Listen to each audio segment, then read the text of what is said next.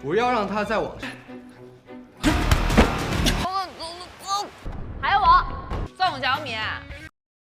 Welcome dear रॉकर्ड, स्वागत है आपका स्वीट कॉम्बैट के अगले पार्ट में। स्वीट कॉम्बैट के पहले 2 एपिसोड्स को हमने एक ही वीडियो में एक्सप्लेन किया था। उस वीडियो के लिए आपका सपोर्ट देकर हम आगे के एपिसोड्स आपके लिए लेके आ रहे हैं। तो रॉकर्ड्स, अभी तक आपने देखा कि एक छोटे लड़के को कुछ बुलिस तंग कर रहे थे और मिंग टैन उसको बचाने गया था, लेकिन वो खुद बुलिस के पास फंस गया और तब फेंग यू और उसके फ्रेंड्स ने उसको बचा लिया था। इसके बाद मिंग टैन ने उसे कॉलेज में कंटिन्यू करने का फैसला किया था। तो चलिए इस एपिसोड के लिए तैयार हो जाइए। इस एपिसोड की शुरुआत में एक नया कैरेक्टर दिखाया जाता है जिसका नाम बयूनो है। बयूनो को ज़ेंगजी कॉलेज से एडमिशन लेटर आया होता है और वो बहुत ही खुश है कि आहा मुझे लेटर मिल गया। उसकी माँ भी बहुत ही खुश होती है, लेकिन उसे इस बात की फिक्र होती है कि बयूनो कॉलेज चला गया तो उनकी दुकान कौन संभालेगा। खैर, अब अगले सीन में बयूनो कॉलेज आता है। लगता है उसे इस कॉलेज के बारे में ठीक से पता नहीं था। चारों ओर लड़कियां ही लड़कियां देखकर उसका तो मुंह खुला का खुला ही रह जाता है। बयूनो को देखते ही लड़कियां बड़ी खुश होती हैं और कहती हैं, ये लो दूसरा भी आ गया। लेकिन पहले वाले की तरह ये भी बहुत ही क्यूट है यार। अब बयूनो भी खुद को क्यूट समझने लगता है कि यार मैं सच में क्यूट हूँ क्या। फिर कॉलेज के अंदर फेंग यू उसको क्रॉस करके जाती है और उसको देखते ही बयूनो को कुछ होने लगता है। उसे लगता है कि दूसरी लड़कियों की तरह फेंग यू भी उसको पसंद करेगी और ये सोचकर वो फेंग यू को छूने जाता है, लेकिन फेंग यू उसको उठाकर जमीन पर ही पटक देती है और नीचे गिरकर भी बयूनो फेंग यू को ही देखता रह जाता है। तो अगले शॉट में फैंग कॉर्पोरेशन को दिखाते हैं जो एक बहुत ही बड़ी कंपनी है। ये इस कंपनी का सीईओ है और फेंग यू का छोटा भाई भी। एक छोटा लड़का होने के बावजूद इसे इस कंपनी का सीईओ इसलिए बनाया गया क्योंकि ये एक जीनियस है और बहुत ही समझदारी से अपनी कंपनी के फैसले लेता है। दरअसल KFC से इसका खाना डिलीवर करते वक्त मिंग टैन उन पुलिस से भिड़ गया था और इसी वजह से वो फूड को ठीक टाइम पे डिलीवर नहीं कर पाया और खाना टाइम पर न मिलने पर फेंग जोयू मन ही मन डिलीवरी वाले को डांट रहा होता है। दोस्तों कंफ्यूज मत होना, फेंग यू अलग है और फेंग जोयू अलग है। अब कुछ देर बाद मिंग टैन वहां पर पहुंचता है। वो फेंग जोयू को सच बताता है और कहता है कि मुझे माफ कर दीजिए, मैं आपका खाना डिलीवर नहीं कर पाया। दरअसल रास्ते में एक एक्सीडेंट हो गया था और खाना नीचे गिर गया, लेकिन फेंग जोयू उसकी ईमानदारी को नहीं देखता और डांटता है कि बहाने मत बनाओ, ठीक है, खाना न लाने के लिए मैं तुम्हारी कंप्लेंट जरूर करूंगा। और तब वहां पर फेंग यू आती है। वो भी इस कंपनी में बराबर की हिस्सेदार है। वो फेंग जोयू से कहती है कि इसे मत डांटो, ये मेरे स्कूल में ही पढ़ता है। अच्छा, तुम्हारे स्कूल का है तो मैं क्या करूं? कंप्लेंट तो मैं जरूर करूंगा क्योंकि ये मेरा खाना नहीं लाया। इस पर मिंग टैन दोबारा माफी मांगता है और कहता है ये मेरी गलती है सर, मुझे माफ कर दीजिए, मैं आपके लिए दूसरा खाना लाने की कोशिश करूंगा। और ये कहकर मिंग टैन चला जाता है, लेकिन फेंग जोयू उसको डांटना बंद ही नहीं करता।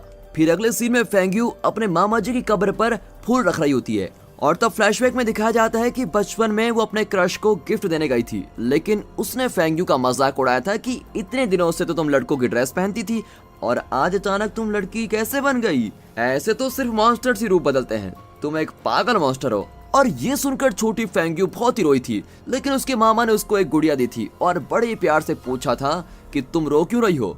फेंग यू ने रोते हुए बताया कि क्लास में एक लड़के ने मुझे मॉन्स्टर कहा, मुझे बहुत ही बुरा लगा मामा जी, लेकिन इसमें उसकी भी गलती नहीं है। लड़की होकर भी मुझे मम्मी पापा ने लड़कों की ड्रेस पहनाई, मतलब मैं सच में मॉन्स्टर हूँ। अब उसकी उदासी देखकर उसके मामा जी ने कहा कि मेरे लिए तो तुम हमेशा मेरी प्यारी एंजली रहोगी। मॉन्स्टर के तो सींग होते हैं लेकिन तुम्हारे तो सींग नहीं है, मतलब तुम एंजली हुई ना। और ये सुनकर फेंग यू बहुत ही खुश हो गई थी और उनकी दी हुई गुड़िया से खेल रही थी। तब अचानक उसके दादाजी ने आकर उसकी गुड़िया छीन ली और उसको डांटा कि इतनी बड़ी होकर तुम गुड़िया से खेल रही हो। और इस पर फेंग यू बहुत ही दुखी हो गई थी। अब अपने मामा जी की कब्र के सामने खड़ी होकर वो रोती है कि मैं आपकी दी हुई गुड़िया भी अपने साथ नहीं रख पाई। फिर वो कुछ देर प्रार्थना करके वहां से चली जाती है। इतने में मिंग टैन वहां पर पहुंच जाता है और फेंग यू को कार में जाते हुए देख लेता है। दरअसल मिंग टैन अपने पिता की कब्र पर फूल रखने आया होता है, लेकिन वहाँ पहले से कुछ फूल रखे हुए होते हैं और मिंग टैन हैरान हो जाता है कि ये फूल पहले किसने रखे। फिर वो अपने फूल रखकर प्रार्थना करता है और चला जाता है। अब अगले दिन कॉलेज में मिस्टर वैंग, फेंग यू, जियाओमी, दूसरी क्लास की लड़की मिया और मिंग टैन को बुलाकर पूछते हैं कि कल शाम तुम लोगों ने फिर से लड़ाई की थी ना, तुम लोगों पर कई कंप्लेंट्स आ रही हैं। और मिस्टर वैंग की डांट सुनकर मिंग टैन कहता है कि सारी गलती मेरी है सर, मुझे माफ कर दीजिए, इसलिए आप सिर्फ मुझको ही पनिशमेंट दीजिए। और अब तीनों लड़कियां बड़ी हैरान हो जाती हैं कि ऐसे अच्छे लड़के भी होते हैं इस दुनिया में, वाह। लेकिन मिस्टर वैंग कहते हैं तुम बहुत ही अच्छे लड़के हो मिंग टैन, और ऊपर से तुम कॉलेज में नए आए हो, लेकिन इन तीनों को तो कॉलेज के सारे रूल्स पता है, तो फिर इन लड़कियों ने लड़ाई क्यों की? आइंदा अगर ऐसी कंप्लेंट मेरे पास आई तो तुम्हारी खैर नहीं, समझे। और कुछ दिनों में टूर्नामेंट होने वाला है और मैं चाहता हूँ कि तुम तीनों मिलकर मिंग टैन को अच्छी ट्रेनिंग दो। उसे भी तुम्हारे साथ टूर्नामेंट में भाग लेना है और हमारे कॉलेज को भी तो चैंपियनशिप जीतनी है। अब मिया उछलकर मिंग टैन का हाथ पकड़ लेती है और कहती है सर मैं इसको ट्रेन करूंगी। मिया को मिंग टैन पर बहुत ही बड़ा क्रश होता है, लेकिन मिंग टैन किसी काम का बहाना करके वहां से बच निकलता है। अब सुनहाओ नाम के एक लड़के को दिखाते हैं जो दूसरे कॉलेज का बॉक्सिंग चैंपियन है। इसने हाई स्कूल के एक बॉक्सिंग टूर्नामेंट में अपने अपोनेंट को 30 सेकंड में ही नॉकआउट कर दिया था और इस वजह से ये इंटर कॉलेज लेवल पर भी बहुत ही फेमस हो गया है। अब फेंग्यू के कॉलेज की एक लड़की उससे मिलने आती है। ये लड़की बॉक्सिंग में फेंग्यू से हार गई थी, इसीलिए इस साल के टूर्नामेंट में उसको सिलेक्ट नहीं किया गया था और वो कहती है कि मुझे इस टूर्नामेंट में भाग लेना है और फेंग्यू को हराना है। अब उसकी बात सुनकर सुनहाओ कहता है कि चलो तुम्हारे कॉलेज स्टेडियम में जाकर फैसला करते हैं। और अब कॉलेज में मिंग टैन को दिखाते हैं। कई लड़कियां उससे पूछती हैं कि हमें तुमसे ये उम्मीद नहीं थी, तुम हमें अपना एड्रेस देकर जाओ, तुम्हारे जाने के बाद हम तुम्हारे भाई बहन का ख्याल रखेंगे। यहाँ पर मिंग टैन समझ नहीं पाता कि ये ऐसा कह क्यों रहे हैं और फिर आगे चलकर कुछ लड़कियां आकर उसकी मेजरमेंट्स लेने लगती है और तब एक लड़की आकर उसको एक फॉर्म देती है। दरअसल वो ऑर्गन डोनेशन का फॉर्म होता है। मिंग टैन चौंक जाता है कि मैंने कब कहा कि मैं ऑर्गन्स डोनेट करने वाला हूँ। वो पूछता है कि ये सब चल क्या रहा है। तब एक लड़की उसे नोटिस बोर्ड देखने को कहती है और वो घबराता हुआ जाकर नोटिस बोर्ड देखता है तो उसमें बॉक्सिंग टूर्नामेंट में फेंग्यू के अपोनेंट की जगह पर उसका नाम लिखा होता है। और ये देखकर तो मिंग टैन की हालत ही खराब हो जाती है, लेकिन एक लड़की उसको मोटिवेट करती है कि याह you can do it.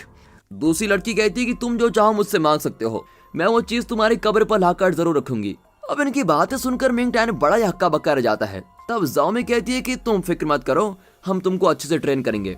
Okay दीदी, और ये कहकर वो चला जाता है। ओए दीदी किसे कहा।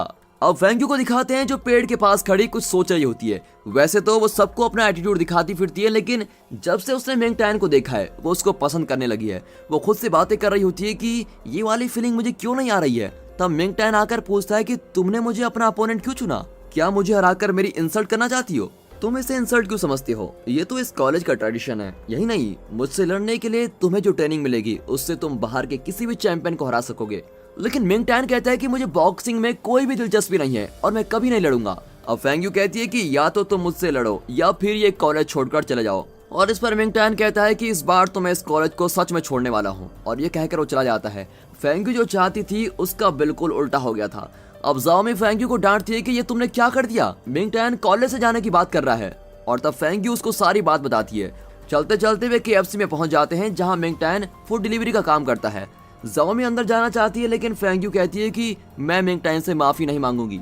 और जाओमी कहती है कि माफी मत मांगो, लेकिन मुझे भूख लगी यार, खाना तो खाने दो। अब दोनों अंदर जाकर मिंग टैन के बारे में पूछती हैं, तो एक लड़का बताता है कि पिछली बार फूड डिलीवरी में एक प्रॉब्लम हो गई थी और मिंग टैन को अपनी गलती पर बहुत ही पछतावा हुआ और इस वजह से उसने नौकरी छोड़ दी। अब ये सुनकर ये दोनों बिल्कुल चौंक जाते हैं। अगले शॉट में बयूनो को दिखाते हैं जो कॉलेज में फैशन शो की तरह चल रहा होता है। उसको लगता है कि मैं इतना अच्छा हूँ कि सारी लड़कियां मुझको ही देख रही हैं और वो खुद को रोमियो समझने लगता है, लेकिन सारी लड़कियां उसको नहीं, उसके पीछे किसी को देख रही होती है।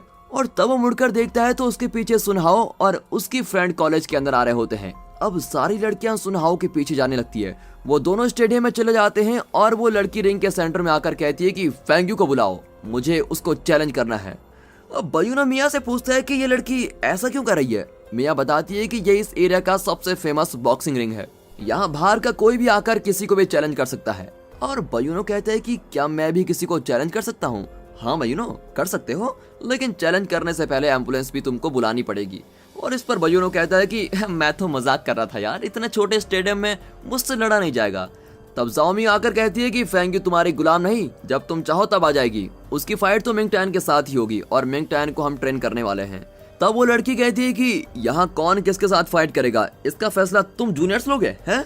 मिया भी कहती है कि सीनियर्स का फैसला है कि फेंग्यू तुम्हारे साथ फाइट नहीं करेगी, कर लो जो करना है। अब उस लड़की की बोलती बंद हो जाती है और वो सुनहाओ को देखती है और वो अंदर ही अंदर मुस्कुरा रहा होता है। अब अगले शॉट में फेंग्यू को दिखाते हैं जो मिंग टैन के लिए एक साइकिल खरीदने आई है। उन बुलीज की वजह से मिंग टैन की साइकिल टूट गई थी, इसीलिए फेंग्यू उसके लिए एक नई कॉस्टली साइकिल खरीदना चाहती है।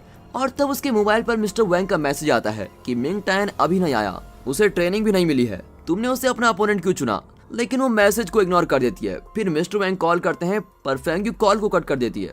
वहाँ मिंग टैन एक लेटर लेकर मिस्टर वैंग के ऑफिस में जाता है। वो कहता है कि मैं ये कॉलेज छोड़कर जाना चाहता हूँ। मिस्टर वैंग कहते हैं कि ऐसा मत करो बेटा, हम लोग यहाँ तुम्हारे लिए नया लॉकर रूम, वाटर हीटर, सारी फैसिलिटीज बनवा तो रहे हैं और तुम हो कि जाना चाहते हो, तुम्हारी प्रॉब्लम क्या है? मिंग टैन कहता है कि मेरी परमिशन के बिना आपने मेरा नाम इस टूर्नामेंट में क्यों ऐड किया? मिस्टर वैंग कहते हैं कि उसमें मैं कुछ नहीं कर सकता, ये ज़ैंगजी कॉलेज का ट्रेडिशन है और तुम्हें फेंग्यू से लड़ना ही पड़ेगा। अगर तुम्हें डर है कि लोग तुमको देखकर हंसेंगे तो मैं तुम्हारे लिए स्पेशल मास्क बनवा सकता हूँ, लेकिन मैं तुम्हारे पैर पड़ता हूँ, प्लीज कॉलेज छोड़कर मत जाओ। अब मिंग टैन बड़ी कंफ्यूजन में होता है कि वो करे तो करे क्या। और दोस्तों इसी के साथ ये एपिसोड यहाँ पर खत्म होता है। अगर ये सीरीज आपको पसंद आई हो तो वीडियो को अपनी फैमिली एंड फ्रेंड सर्कल में शेयर जरूर कीजिए। साथ ही इस वीडियो को एक लाइक और चैनल को सब्सक्राइब करना मत भूलिए। And finally thanks for watching.